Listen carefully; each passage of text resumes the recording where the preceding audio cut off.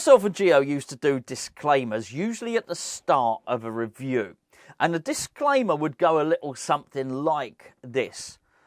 We are just reviewing this game and the 90 minutes which we've just seen. The appraisal of the game is for the 90 minutes and the 90 minutes alone and does not seek to reflect the season as a whole. The reason we used to do it was we used to assess a game and then we'd say, whatever. For instance, Vladimir Soufal had a bad game. And you'd always get comments where people would say, come on, lads, Soufal's been brilliant this season. How can you say that about him? And we would sort of have to reiterate, well, we're just appraising this game. Eventually we stopped doing it because people would say, look, come on, lads, but we know all of this. We know all this. And, you know, it sort of wastes a minute at the start of a video, you doing the disclaimer. So we stopped doing it.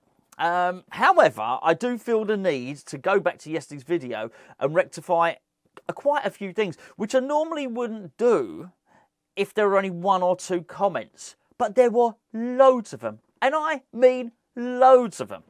And I can only, well, maybe part of it was me. I didn't explain it correctly. I thought I did. I thought I did the thumbnail correctly. I thought it was really obvious what I was saying was that David Sullivan would feel vindicated in retaining David Moyes. That was a whole crux of my point.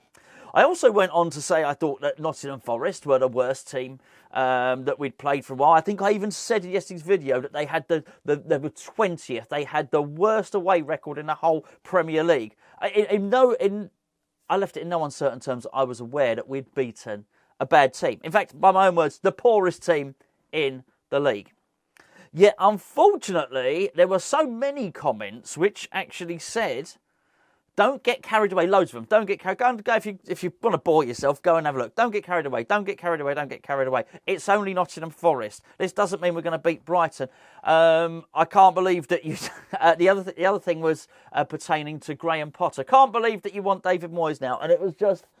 So I feel the need to actually clarify now, once and for all, in this video. So going forward, you do actually know my stance on David Moyes and the remainder of the season. Because, as I say, clearly I've left some ambiguity in there, and I've got to clear it up. I'd rather not be doing this. I was actually going to do a video on Maxwell Cornet. I've just finished watching the under-21s play, so I'm going to go and upload a video about that over to Patreon in a second. I was going to talk about Cornet's lack of involvement in that, and then what it means for Manchester United and stuff like that. I was going to discuss that in this video, but I need to clear up yesterday's misunderstanding, if we want to call it that. Okay, so first of all, let me just get one thing absolutely straight here. I know we beat Nottingham Forest, okay? And I know Nottingham Forest aren't very good.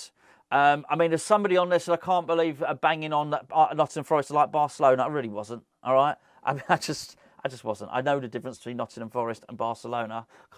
Honestly, I can't even believe I'm even clarifying this, but here we go. So Nottingham Forest are not Barcelona. I get it. I understand.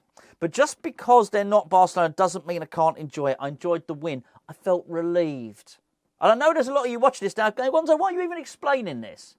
For one or two, but it wasn't one or two. Honestly, it was loads and loads of people. So I'm just explaining it right now, okay? I enjoyed the win. I thought it relieved the pressure. I felt it allowed me to enjoy the rest of the weekend. I thought it was good. But I still don't think it means we'll necessarily stay up. We're still in a battle. I absolutely understand that, okay? But both things can be true. I can enjoy it. I don't need to regulate my enjoyment. I don't need to bring myself down. Just so as I, it was basically like get a reality check, bring yourself down. I don't want to. I understand that totally. Okay. The whole stuff about David Moyes was absolutely how David Sullivan, this is the point, it's how David Sullivan feels about David Moyes. I don't feel vindicated by the 4-0 win because I didn't want to retain David Moyes. So I wasn't using my words. I was using the words I would assume that David Sullivan would use. So David Sullivan wanted to retain David Moyes. He gets the 4-0 win. He's thinking, yes, I got it right. I got it right. I was right not to appoint Sean Dyche. Not me. I'm speaking as David Sullivan now. David Sullivan was thinking he was right not to appoint Sean Dyche. He was right to keep David Moyes. Now, I don't believe that to be true necessarily, because I think he may well be thinking that, and it's only one game. I'm in agreement with a lot of you. I was not speaking as myself on this one.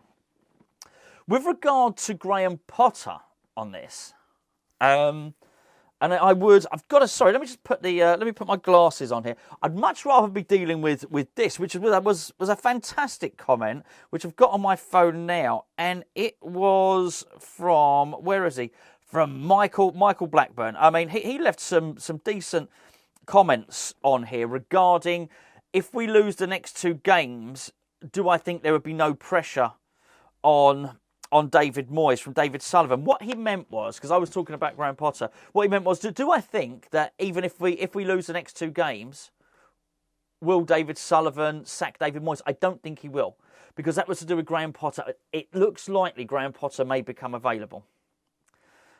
Again, I'm talking about, not you, Michael, I know you get it, by the way.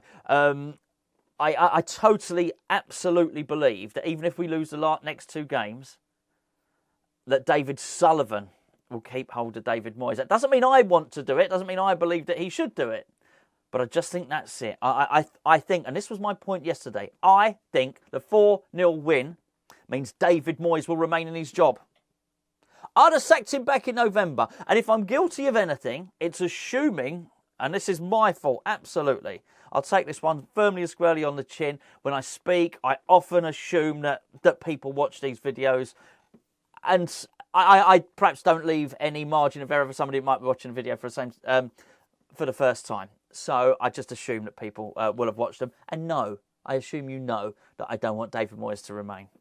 But anyway, with that in mind, I think if David Sullivan, even if Graham Potter became available tomorrow, do I think David Sullivan would get rid of David Moyes? Actually, I don't. I think the 4-0 win has kept him safe. But I think Michael then went on to ask a really, really interesting question, which is, if Potter became available and we won the next 2 games, do I think we would appoint him? No, not this season is the question, if I've understood that correctly, and apologies if I haven't. But I do think we would look to appoint him for next season. I think there's very little David Moyes can do now to keep his job for next season. I honestly do. I'm as certain as you can be that'll be a change of ownership. I think there might. But I think even if there's not, it's going to be difficult for David Moyes to keep his job. I think if we won loads of games, not all the games, we're never going to win 14 games, right? But let's say we won, I don't know, let's say we won 9 of them. That's a lot of games to win, right? So we won 9 of those games. And we were in the top half comfortably, and we won the Conference League. I think maybe he would be able to do it, but I don't think he can. Okay. I'm also unsure, and this was a lot of the point, because a lot of people were saying, don't think just because we won this that we're going to win, and we're going to go on the front foot for all the remainder of the games. I don't. In fact, I'm concerned. I think we possibly won't. I would like to look into what the video that Gio did yesterday about the private meeting, the clandestine meeting that the players had maybe behind David Moyes' back, and there's all sort of conspiracy theories cropping up around that. Believe you me, I'd much rather be doing that video than explaining what I thought I'd covered in yesterday's. I really would. But as I say, there's so many people thinking, I'm getting in there, on social media, oh, I see your Moyes in now. No, that's just not what I said at all. So hopefully that has cleared it up. Has it cleared it up? I think it very much has. All right? I think Sullivan feels vindicated by the 4-0 win. I don't. Okay? It's just not what I think at all. I also don't think that we've just beaten the best team in the world. I think we've beaten one of the worst teams in the league. And I think Forest look like serious relegation candidates. I was only saying that I think there may be, just maybe, there are 3 worse teams than us. But there's a massive difference between saying I think now there may be 3 worse teams than us. There's a massive difference between saying that and saying I think we're the best team in the league or the best team in Europe. There's really not. There's a whole set of nuance in the middle. It's just not that black and white. Okay, but I was happy. I was pleased to win. I was absolutely delighted to get the win, actually, and I enjoyed it. Yes, guilty. Okay, I didn't particularly want or need. I wouldn't seek to regulate anyone else's mood by saying, "Oh, you stop enjoying yourself. Come back down here." All right, none of that. Enjoy it. You don't have to quantify it, or you don't have to regulate your enjoyment. Just bloody enjoy it. And you know what? If we go and get thumped against Brighton, then you could be as miserable as you want. Honestly, I don't care. I don't care. I would not try and regulate anyone's good mood in any way, shape or form. But just because we've beaten Nottingham Forest and I enjoyed it, doesn't mean that I think David Moyes has turned into Pep Guardiola and suddenly West Ham have turned into Argentina.